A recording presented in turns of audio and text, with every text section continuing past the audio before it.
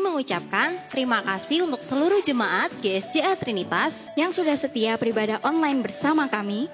Jangan lupa untuk di minggu-minggu berikutnya kita akan kembali beribadah seperti biasa di GSJA Trinitas. Jangan lupa untuk tetap memperhatikan protokol kesehatan ketika beribadah. Sampai jumpa kembali. Tuhan Yesus memberkati.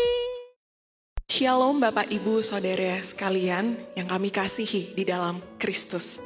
Kita bersyukur karena kita dapat kembali beribadah kepada Allah Bapa di hari Minggu ini. Mari bersama-sama kita akan masuk di dalam doa. Kepada Allah Bapa yang kami sembah di dalam nama Tuhan Yesus Kristus, kami bersyukur untuk pagi hari ini. Hari baru yang telah Engkau sediakan untuk kami, dan kasih setiamu yang selalu baru bagi kami. Dan pada saat hari ini Tuhan, kami siap untuk memuji, memuliakan namamu, dan mendengarkan suaramu. Kiranya Roh Kudus yang berdiam di dalam kami, boleh menolong kami, supaya kami dapat memuliakan namamu.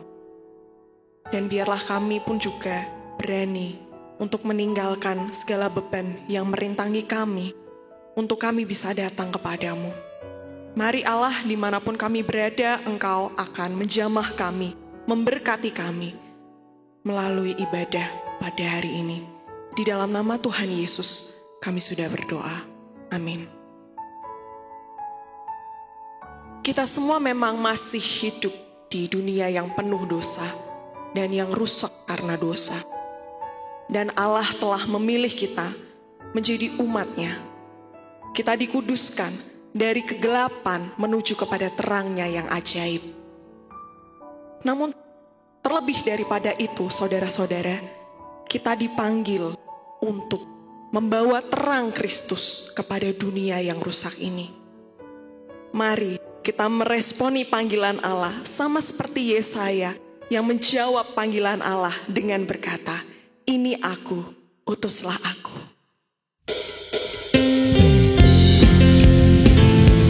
Mari kita memujikan dengan segenap hati kita. Haleluya.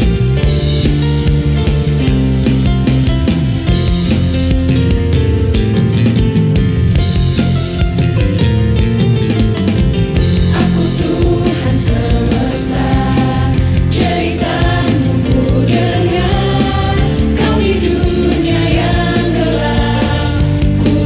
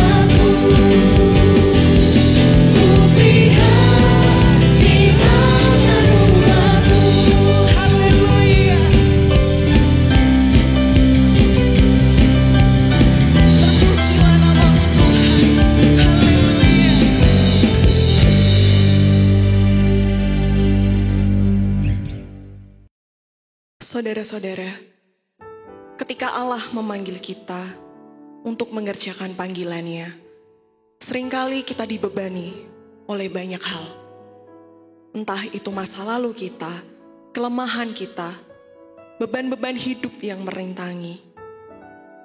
Namun, mari kita belajar dari Paulus, yang sekalipun mempunyai reputasi sebagai penganiaya jemaat, tetapi ketika Allah memanggilnya, ia meresponi dengan keteguhan hati, seperti yang ia tulis di dalam Filipi 3 ayat 13. Saudara-saudara, aku sendiri tidak menganggap bahwa aku telah menangkapnya, tetapi ini yang kulakukan. Aku melupakan apa yang telah di belakangku dan mengarahkan diri kepada apa yang di hadapanku, dan berlari-lari pada tujuan untuk memperoleh hadiah, yaitu panggilan surgawi dari Allah dalam Kristus Yesus. Mari kita pun meneladani sikap Paulus ini. Kukan setia sampai akhir hidupku.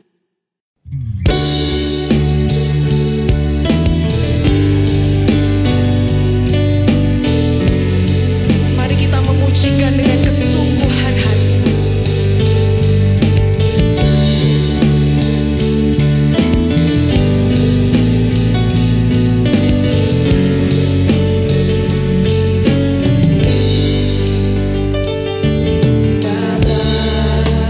Engkau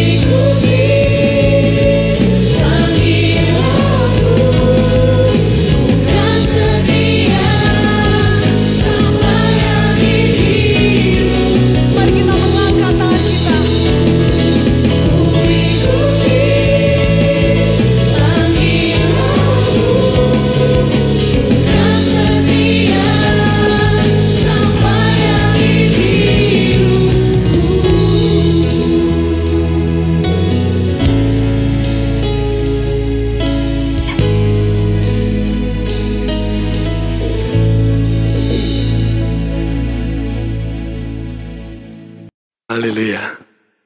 Kami senang sekali bisa berjumpa kembali dengan Bapak Ibu Saudara semuanya.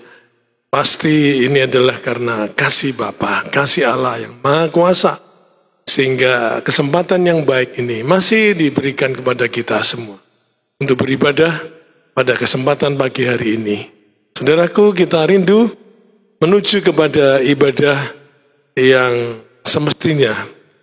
Jadi harapan kami bukan hanya online tapi bisa on-site di tempat di mana seharusnya kita berada. Jadi mungkin minggu-minggu ke depan kita sudah mulai menjajaki atau uji coba atau trial untuk ibadah secara biasa, secara murni dalam suasana new normal atau normal yang baru. Itu memang membuat kita harus melakukan perubahan-perubahan. Mari saudaraku, meskipun ada hambatan dan sesuatu yang mesti kita alami, bukan sesuatu yang mungkin nyaman, tetapi itulah kita mesti tahu. Kasih Bapa, pertolongan Tuhan menyediakan anugerahnya buat kita semua. Mari bersama-sama kita akan merenungkan kembali firman Tuhan. Pada pagi hari ini, saudaraku dan saya, mari melihat anugerah di dalam rencana yang betul-betul bisa diterapkan, diaplikasikan dalam kehidupan orang percaya. Dan itu bukan seperti kebetulan, bukan, tapi sudah rencana. Tadi saya bilang rencana Allah. Jadi mari kita masuki renungan pada pagi hari ini dengan melihat dalam Injil Yohanes pasal yang keempat, mulai ayat yang ke-46. Demikian bunyi firman Tuhan, saya bacakan. Maka Yesus kembali lagi ke Kana di Galilea, di mana ia membuat air menjadi anggur. Dan di Kapernaum ada seorang pegawai istana. Anaknya sedang sakit. Ketika ia mendengar bahwa Yesus telah datang dari Yudea ke Galilea, pergilah ia kepadanya, lalu meminta supaya ia datang dan menyembuhkan anaknya, sebab anaknya itu hampir mati. Maka kata Yesus kepadanya, jika kamu tidak melihat tanda dan mujizat, kamu tidak percaya. Pegawai istana itu berkata kepadanya, Tuhan, datanglah sebelum anakku mati. Kata Yesus kepadanya, pergilah, anakmu hidup. Orang itu percaya akan perkataan yang dikatakan Yesus kepadanya, lalu pergi. Ketika ia masih di tengah jalan, hamba-hambanya telah datang kepadanya dengan kabar bahwa anaknya hidup.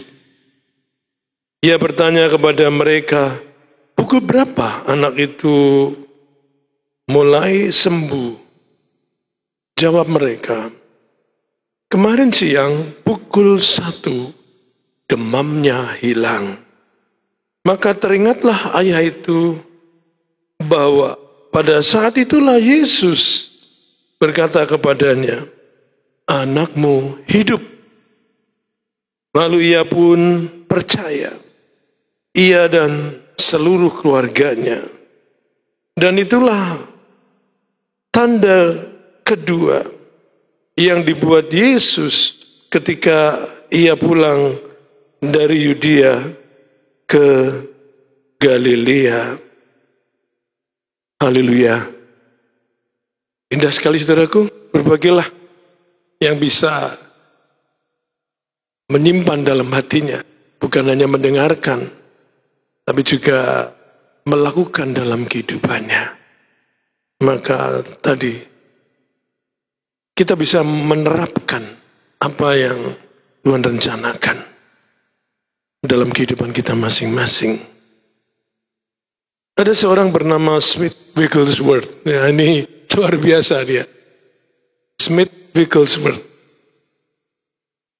Orang ini sebetulnya dia anak orang miskin yang dibesarkan di Yorkshire, di England, di Inggris. Itu bermula pada tahun 1859 ya, 2 abad yang lalu. Tapi sudah mujizat, sudah luar biasa yang terjadi dalam kehidupan orang-orang percaya. Smith Wigglesworth karena anak orang miskin, sejak umur 6 tahun sudah bekerja. Umur 7 tahun dia sudah bekerja 14 jam satu hari, 1 minggu 6 hari, bayangin. Jadi ketika dia tumbuh remaja, Smith Wigglesworth ini sudah seperti siap mandiri, seperti sudah orang dewasa saja. Nah, yang terjadi pada tahun 1872, Smith Wigglesworth pindah ke Bradford, masih di Inggris. Ini bukan seperti kehidupan biasa, tapi sejarah yang luar biasa. Karena Smith Wigglesworth kemudian dia dipakai Tuhan. Dia mulai melayani anak-anak yang terlantar, karena dia merasa dulu dia seperti itu. Dan dengan demikian dia membawa mereka kepada Tuhan. Anak-anak dibawa, kemudian diantar kembali. Ini bagus, guru-guru sekolah minggu tolong dengarkan baik-baik. Tidak percuma Smith Wigglesworth melayani anak-anak. Dan kemudian Smith Wigglesworth ini menjadi orang yang mulai belajar berkhotbah. Istrinya lebih dulu yang mapan dalam berkhotbah kemana-mana. Bahkan pada waktu jayanya, istrinya pun berkhotbah mengelilingi dunia. Dan kemudian Smith Wigglesworth juga seperti itu. Walaupun dia kagok, walaupun dia mungkin tidak fasih lidah, pemalu. Sampai sempat dia marah pada istri, aku tidak mau sekali lagi berkhotbah. Aku cukup sampai saat ini aja. Aku tidak mau lagi berkhotbah. Tapi satu hari dia dijamah Roh Kudus dalam sebuah kebaktian kebangunan rohani, dan berubahlah sikapnya, berubahlah perasaan, berubahlah kuasa yang ada dalam dirinya. Haleluya. Smith Wigglesworth membangkitkan orang mati, luar biasa ya. Dia bukan seperti pendeta biasa, bukan, tapi pendeta yang luar biasa. Jadi ketika ada orang penyakit, menderita sakit kanker, dibawa dalam sebuah ibadah gitu, Smith Wigglesworth diminta untuk mendoakan. Dan dia pukul bagian mana itu yang sakit, bagian mana yang mengalami kanker, dia pukul sampai kemudian orang ini malah mati. Menurut mereka tangannya ada di lunglai, orang tadinya bersikap tiduran di tempat tidur, tangannya sudah tidak bisa lagi disandarkan, dan orang-orang marah. Kamu akan dituntut oleh keluarganya. Kamu akan dituntut karena membuat orang sakit jadi mati malah. Tapi Smith Wigglesworth tidak seperti dia. Pergi aja, dia tidak gubris, dia pergi. Dan ternyata orang itu kemudian loncat dari tempat tidurnya. Sembuh, dia bilang teriak luar biasa. Dan mengikuti Wigglesworth mendoakan orang-orang lainnya, luar biasa ya. Tapi dia terkenal ketika kelakuannya itu dalam cara-cara yang luar biasa. Kadang-kadang dia menendang. Jadi ada yang minta kesembuhan, kemudian ditendang. Ada anak kecil ditendang sampai terlempar jauh. Anak itu kemudian sembuh. Nah maksudnya begini, 23 orang dibangkitkan dari kematian di Smith Wigglesworth. Luar biasa ya. 23 orang yang pernah mati itu dibangkitkan di Smith Wigglesworth. Nah hari ini saudaraku kita melihat pelayanan kesembuhan dari Tuhan Yesus yang sekian ribu tahun yang lalu, paling sedikit 2000 tahun, mungkin lebih ya dari sekarang. Sekarang udah 2020 kan ya. Jadi ternyata dalam kisah ini seorang pegawai istana, berarti dia punya kedudukan, saudaraku ya. Dia punya jabatan mungkin, dan dia harus pergi dari Kapernaum ke Galilea. Karena dia dengar Tuhan Yesus kembali ke sana. Sebetulnya ini bukan sesuatu yang menyenangkan buat Tuhan Yesus, tapi dia punya rencana yang indah. Galatia terkenal dengan free thinker-nya. Mereka berpikir bebas, tidak beragama. Tidak percaya kecuali melihat dengan mata kepala sendiri. Makanya waktu Tuhan Yesus pertama kali membuat air menjadi anggur di Kana di Galilea, mereka mulai melek. Orang Galatia mulai melek. Percaya bahwa ada mujizat. Tadi kita lihat Smith Wigglesworth tadi luar biasa.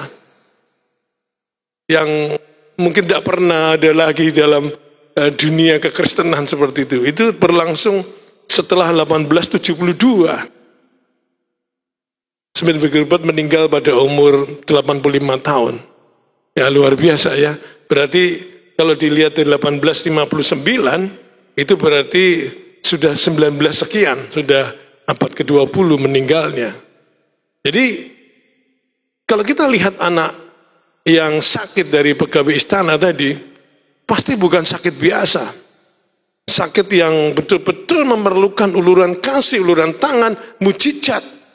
Dan pegawai istana ini tahu bahwa Tuhan Yesus bisa melakukan mujizat di Kana, merubah air jadi anggur. Maka dia pergi ketika mendengar bahwa Yesus datang dari Yudea ke Galilea, yaitu di kota Kana. Tempat di mana Yesus sempat mendemonstrasikan mujizat. Tapi di sana orang Galilea tidak percaya kecuali mereka melihat dengan mata kepala sendiri. Free thinker. Sebetulnya Tuhan Yesus pun tidak suka. Dia bilang, di tempat sendiri, di kota sendiri, nabi itu bukan nabi. Tidak dianggap. Tidak enak kan? Di tempat sendiri mungkin orang tahu, dulu kan kamu gini, waktu dulu kamu masih remaja, waktu dulu masih kecil begini, mungkin begitu ya. Sayang ya, di gereja pun mungkin begitu ya. Tapi kalau ada kasih, menutupi segala kesalahan. Itu mereka tidak senang sama Yesus sebetulnya orang Galilea. Tapi Tuhan Yesus ingin membuktikan bahwa Allah Maha Baik, Maha Pengasih, Maha Penyayang. Sehingga dia datang di Kana dan dia tahu pasti ada sesuatu yang akan terjadi dan benar. Pegawai istana ini datang dari Kapernaum, saudaraku. Dia pergi ke Galilea. Ini perjuangan berat, saudara. Perjuangan sangat berat ya. Karena Kapernaum itu letaknya sangat rendah. Seperti Laut Mati itu kan tempat paling rendah di seluruh dunia. Laut Mati itu tempat paling rendah. Nah Kapernaum itu juga tempat yang sangat rendah. Dia ada 700 kaki di bawah permukaan air laut. Sedangkan Galilea 1000 kaki di atas permukaan air laut. Itu jaraknya kurang lebih 40 km. Dan menempuh waktu 4 jam kalau naik keledai. Perjuangan berat. Tapi karena dia mengasihi anaknya. Tadi saya bilang, kalau ada kasih menutupi segala kesalahan. Kenapa terjadi pelecehan keluarga? Kenapa terjadi penghinaan kekeluargaan? Itu hanya bisa terjadi karena tidak ada kasih kekristenan, tidak ada kasih Kristus. Tapi beda dengan keluarga ini. Orang Galilea sebenarnya tidak senang. Karena tahu masa lalunya Tuhan Yesus mungkin anak tukang kayu atau apa. Mereka adalah orang-orang free thinker yang tidak percaya. Tapi di sanalah justru Tuhan Yesus mendemonstrasikan 700 kaki di bawah permukaan air laut menuju ke 1000 kaki di Galilea di atas permukaan air laut. Jauh dan menanjak. Dan itu dalam keadaan seperti panik, cemas dan sebagainya. Tapi luar biasa Tuhan kita ya. Ketika itu datanglah pegawai istana tadi.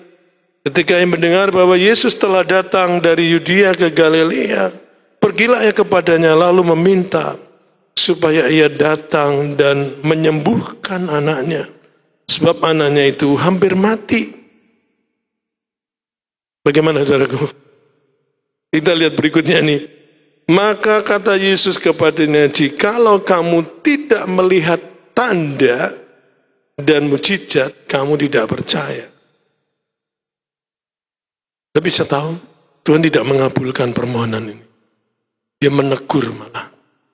Nah, ini rencana Allah. Banyak orang hanya mau yang gampang saja, yang instan saja. Penundaan bukan berarti penolakan langsung. Memang seperti ditolak. Tetapi Tuhan mau supaya melalui penundaan, maka dikatakan orang akan terbangun imannya. Tuhan Yesus melalui penundaan menguji seseorang dengan maksud membangun iman di dalam hati orang percaya. Nah, ini proses kan. Jadi sekali lagi, yang pertama tadi adalah permohonan yang tidak dijawab. Atau perasaan saudara kalau saudara mohon kepada Tuhan, kita berdoa, kita sungguh-sungguh perlu, dan Tuhan tidak mengabulkan seperti apa. Tapi maksud Tuhan adalah baik sekali, menunda supaya punya iman, dan pegawai istana ini kemudian punya iman. Yang kedua, supaya bertumbuh imannya. Kalau dia cuma melihat kesembuhan, ya betul, memang dia Allah, ya dia bisa, cuma sampai di situ, tapi enggak. Peristiwa ini luar biasa. Tuhan mau melalui penundaan, orang ini punya iman, dan yang kedua, imannya bertumbuh. Dan yang ketiga, supaya imannya itu hidup. Bukan sekedar percaya kepada Tuhan, bukan, tapi mengalir, menjadi kehidupan, menjadi sesuatu yang hidup, yang menghasilkan. Itulah misi Tuhan Yesus. Misi Tuhan Yesus, yaitu pemulihan dan penyelamatan keluarga. Ini rencana Allah. Bukan kebetulan Tuhan Yesus ke Galilea, karena dia punya misi untuk memulihkan dan menyelamatkan keluarga. Haleluya. Saudaraku, dalam kehidupan orang percaya, dalam urusan dengan Sang Pencipta, dengan Sang Khalik, Sang Pencipta, sangat dihargai keluarga itu. Dan betul-betul keluarga luar biasa. Karena Allah sendiri keluarga, Bapa, Putra, dan Roh Kudus. Ini Allah Trinitas kan. Kalau dia memperhatikan keluarga, dia punya sebuah obsesi bahwa keluarga mesti dipulihkan, keluarga mesti diselamatkan. Di mana ada kasih dikatakan tadi, maka ada yang menutupi kesalahan, ada yang menutupi dosa. Tapi kalau tidak ada kasih sayang, gereja sebenarnya harus mengalir kasih itu, sehingga menutupi banyak kesalahan, menutupi orang-orang yang mestinya bisa dimaafkan, bisa diampuni. Itu mestinya gunanya kasih, dan Tuhan melakukan itu. Jadi waktu Tuhan bukan waktu manusia. Kita udah belajar. Inilah kairos, dan masa-masa ini betul-betul kita ada di dalam kairos Allah. Betul-betul ada di dalam rencana Tuhan, kairos. Dan di dalam kairos, saudaraku, mengubah status hina menjadi status mulia. Dalam ayat tadi yang ke 54, coba kita lihat lagi, Yohanes 4:54. Dan itulah tanda kedua yang dibuat Yesus ketika ia pulang dari Yeriko ke Galilea. Yang pertama, itu terdapat dalam Injil Yohanes pasal 2. Tuhan Yesus mengubah air menjadi anggur. Dalam sebuah pesta pernikahan, habis anggurnya. Tidak ada lagi yang bisa disuguhkan kepada para tamu.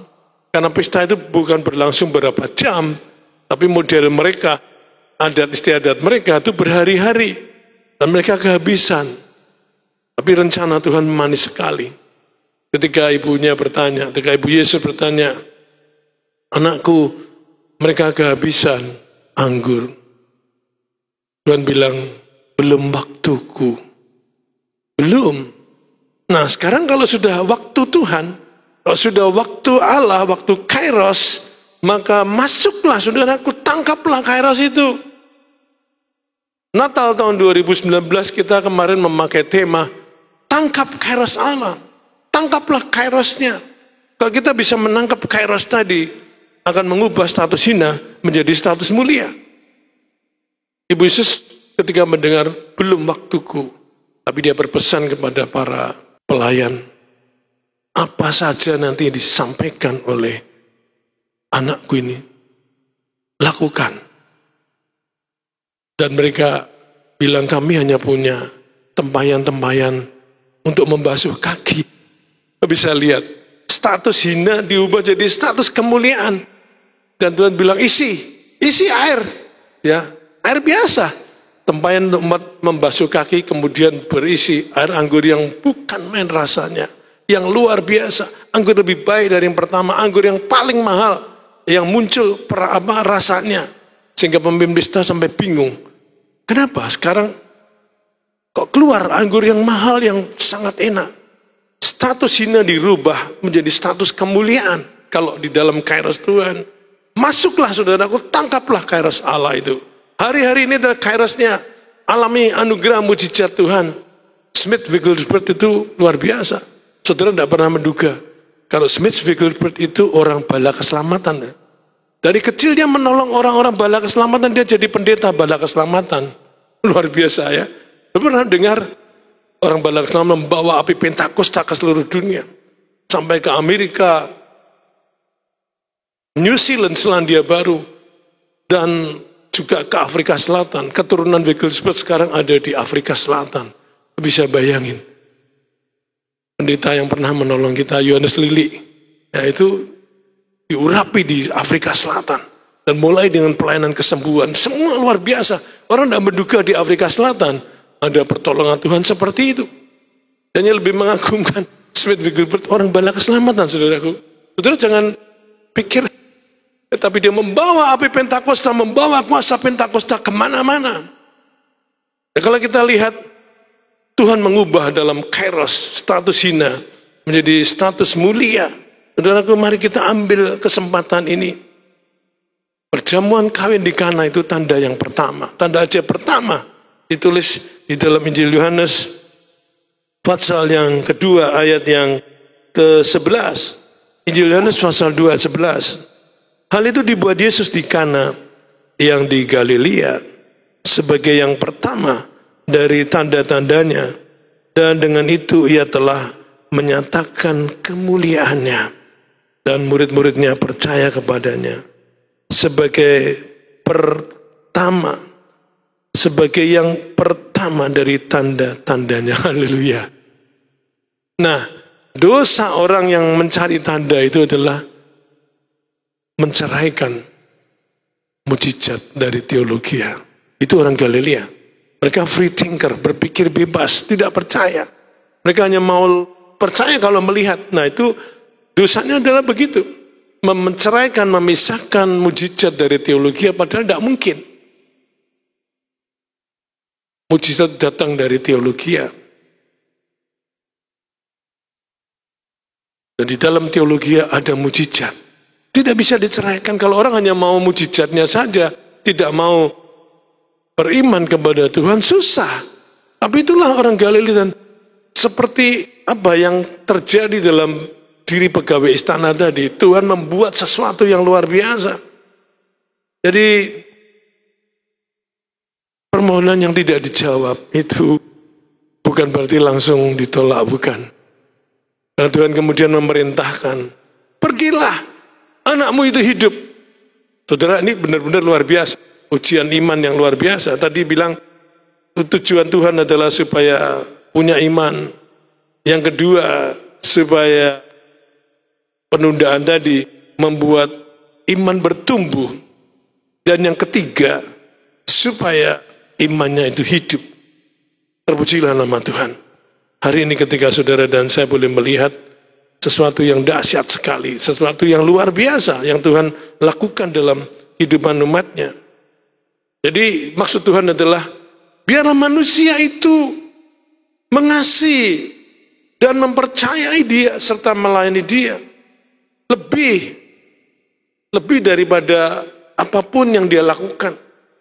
Supaya mempercayai dan melayani Tuhan sebagaimana dia adanya, sebagai Allah, sebagai Tuhan, sebagai Mesias, sebagai Juru Selamat. Bukan karena dia melakukan sesuatu, bukan karena dia melakukan mujizat, bukan. Bagaimana kita bisa mengasihi sungguh-sungguh. Dan pegawai istana tadi luar biasa. Dia bertumbuh imannya, sehingga kalau kita sadar hari-hari ini kedatangan Tuhan sudah mau dekat. Marilah iman kita harusnya bertumbuh, iman kita harusnya hidup. Seperti apa yang kita pelajari pada hari ini. Bukan hanya punya iman, tapi mengasihi, melayani dia. Jangan hanya mendengar, oh ada ini, ada itu. Saudaraku, Tuhan mau kita sendiri yang punya iman yang hidup, iman yang bertumbuh. Jadi dalam Kairos mengubah ancaman kematian menjadi tatanan kehidupan yang baru. Ternyata anak tadi kemudian betul-betul sembuh, maksudnya anak itu sudah sekarat. Kalau anak yang mengerti, saudaraku, bagaimana ayahnya betul-betul peduli kepadanya, bagus sekali. Atau di gereja ini bagaimana ayah-ayah, bapak-bapak, apakah mengasihi anak-anaknya, mengasihi keluarganya, mengasihi betul-betul kelompoknya, perhimpunannya, mengasihi gerejanya. Kalau kita lihat di sini, itu sangat-sangat berbekas buat anaknya. Para orang tua memberi contoh yang baiklah, jadi teladan. Sehingga anak-anak punya iman yang teguh. Lihat bagaimana bapaknya bersikap terhadap orang gereja. Bagaimana bapaknya bersikap terhadap perhimpunan gereja. Itu sangat-sangat menentukan masa depan anak-anak. Sangat-sangat menentukan. Kalau orang tua sungguh-sungguh tahu ada sesuatu yang Tuhan mau, ada kasih yang Tuhan bisa bagikan, sebagaimana Tuhan mengasihi umatnya. Harusnya orang tua juga seperti itu dan benar-benar lakukan. Kalau kita jadi orang percaya tapi tidak pernah seperti memberi kesan teladan kepada anak-anak kita, susah. Bahwa mereka sungguh-sungguh mengerti kebaikan dan rencana Allah. Jadi tangkaplah Kairos tadi dan terima mujizat ilahi. Karena kita sudah ada di dalam Kairos. Banyak orang sudah berada di dalam Kairos tapi terpental. Tidak lagi menghargai. Penundaan itu misalnya seperti dengan wanita Sirofenisia. Tuhan, tolong anakku, jamah anakku. Tuhan bilang apa? Enggak layak. Roti diambil dari anak-anak, dilemparkan pada anjing. Dan bisa lihat penundaan itu supaya perempuan Sirofenisia itu tumbuh imannya.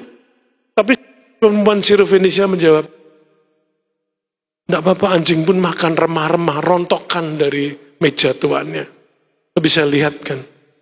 Bukan Tuhan menolak langsung, tapi dia seperti menunda dan itu menumbuhkan iman.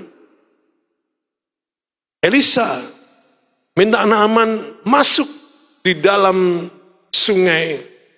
Dan Naaman bilang, apakah di tempatku, di negaraku tidak ada sungai yang bersih? Aku disuruh seluruh, aku disuruh membenamkan diri sungai ini. Saudara bisa lihat kan? Supaya imannya bertumbuh, harus mandi di situ. Selulup 7 kali baru kemudian ketika Naaman mau, maka sembuhlah kustanya. Penundaan tadi, saudaraku. Kalau kita tahu Kairos hari-hari ini, tangkap saudara. Seperti Smith Wigglesworth tadi. Luar biasa ya. 23 orang mati dibangkitkan, belum pernah ada ya. Dia bilang, saya tidak urusan dengan pendapat orang, saya tidak urusan dengan keadaan. Tapi saya mau iman saya terjawab, saya mau iman saya terjadi. Ketika dia membangkitkan salah satu orang mati itu, dia ambil orang mati itu dari tempat tidur, dia pepetkan ke tembok ya. Bangkit, orang tadi kan orang mati jatuh.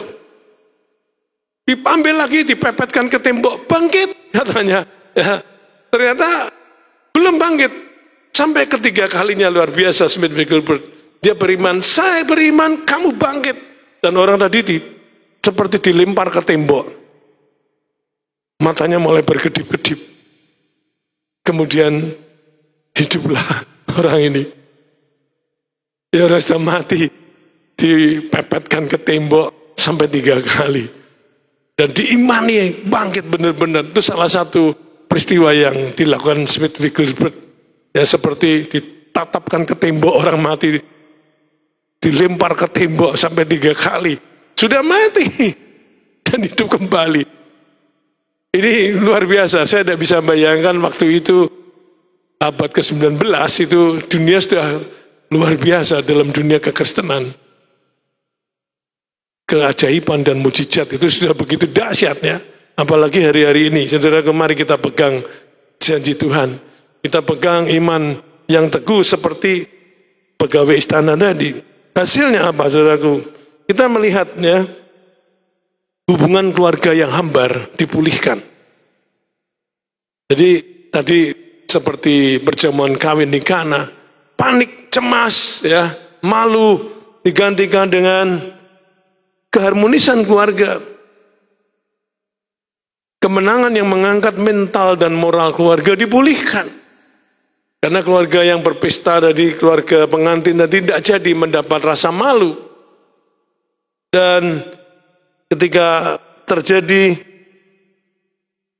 apa yang Tuhan lakukan, menguatkan dan menumbuhkan iman. Jadi keluarga yang hubungannya hambar.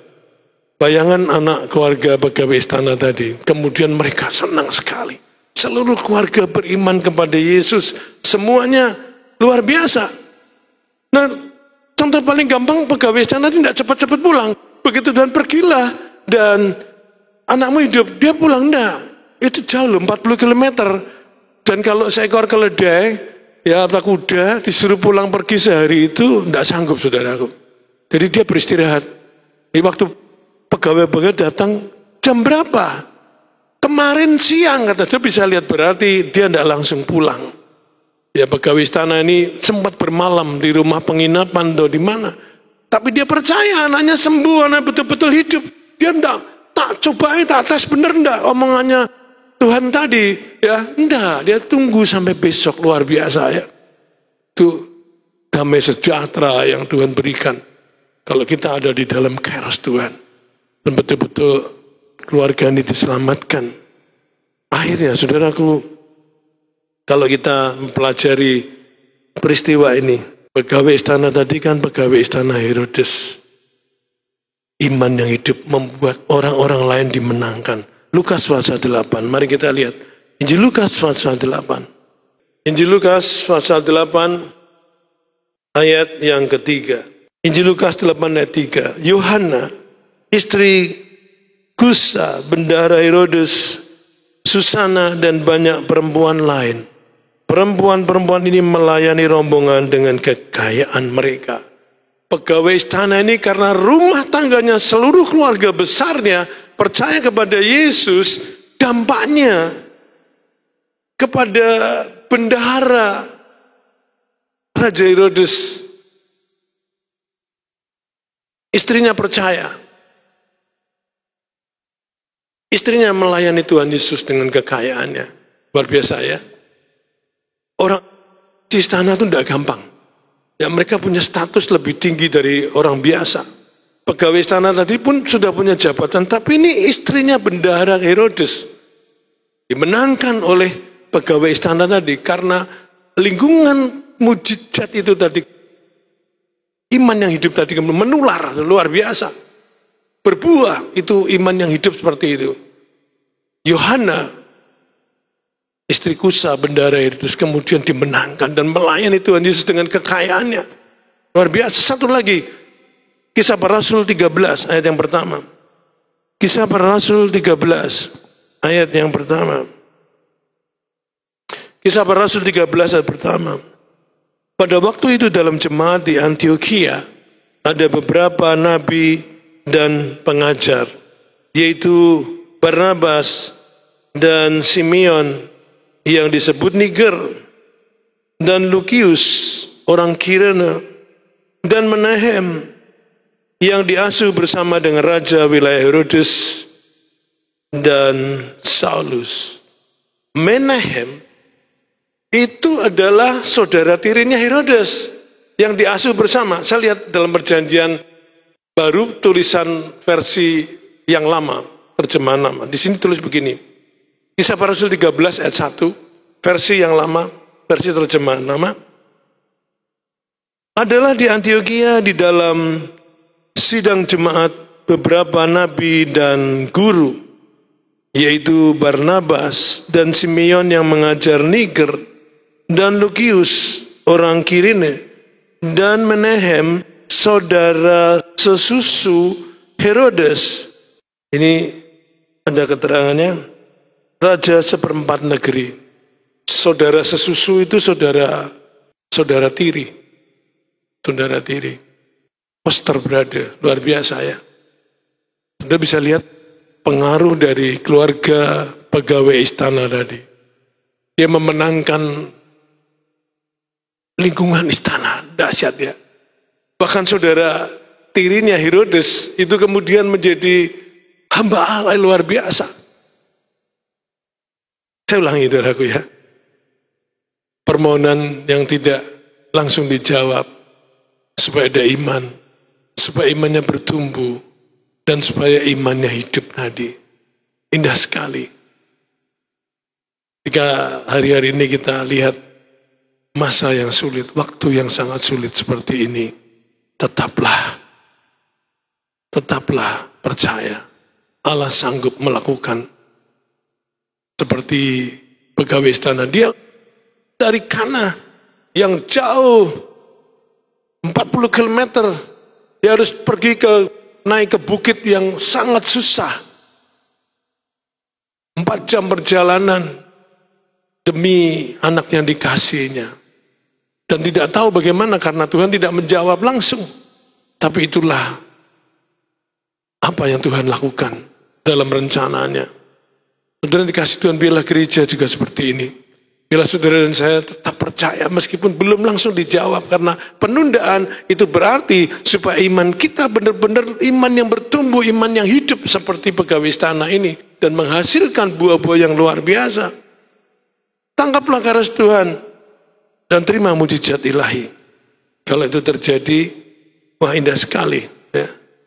Mari saudaraku, sebelum kita melihat dalam langkah-langkah hari-hari berikutnya, kita percayakan hidup kita kepada Tuhan.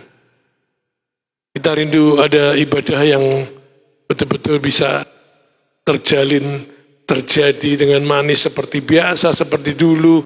Meskipun tidak lagi seperti dulu. Tetapi kuasa Allah tetap sama. Dahulu, sekarang, sampai kekal selama-lamanya. Apa yang dialami oleh Smith Wigglesworth juga bisa saudara dan saya alami. Percayalah. Kita tidak sia-sia beribadah kepada Tuhan. Itu masa-masa lalu. 2 abad yang lalu. Dan Yesus 2000 tahun yang lalu. Semuanya tetap terjadi seperti apa yang Tuhan mau. Bangkit saudaraku. Dalam kairos dan rencananya. Kita berserah kepada Tuhan. Bukan dalam waktu kita, bukan dalam kronos kita. Kita percaya.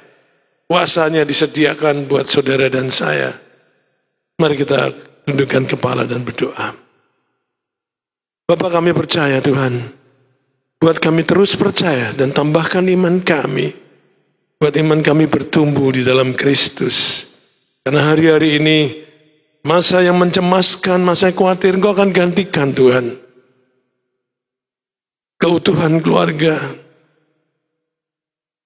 Kebangkitan keluarga, kebangkitan gereja. Keutuhan gerejamu tetap Tuhan bisa terjadi. Dan kami percaya Engkau sedang melakukannya. Dan Engkau punya rencana yang indah. Seperti Engkau punya rencana pada waktu mengunjungi kembali kota Kana. Dan itulah tanda yang kedua yang Engkau lakukan. Sehingga orang Galilea makin melek. Buat kami juga makin melek Tuhan. Bukan kami melihat, buat kami rindu melihat kuasa-Mu dinyatakan. Dalam implikasi kehidupan kami sehari-hari, dalam penerapan iman kami sehari-hari. Kami percayakan semuanya dan kami kembalikan, oh Bapa, semua kerinduan kami kepadamu. Biarlah yang kehendak-Mu terjadi.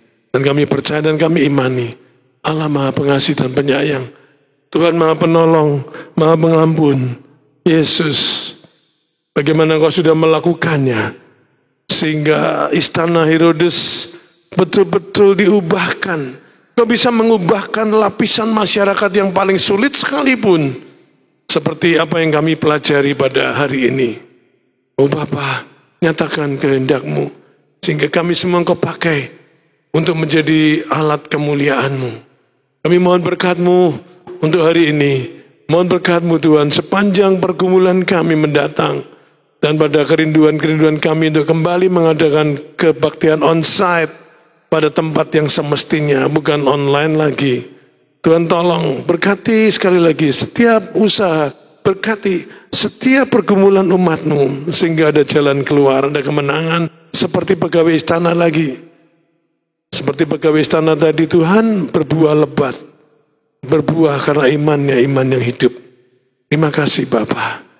Kami rindu Tuhan, Engkau bekerja di tengah-tengah umat-Mu. Mari Bapa, turunkan kemuliaan-Mu bagi kami. Turunlah kemuliaan-Mu bagi gereja-Mu. Terima kasih Bapa. Perjalanan kami selanjutnya, sampai nanti kami boleh beribadah dengan bertatap muka, benar-benar terjadi dan menjadi kenyataan. Dalam permohonan yang sungguh-sungguh kami naikkan doa sembahyang ini kepada Tuhan kami, yaitu nama Tuhan Yesus Kristus yang menjadi Tuhan, Raja, dan Allah kami. Haleluya. Amin.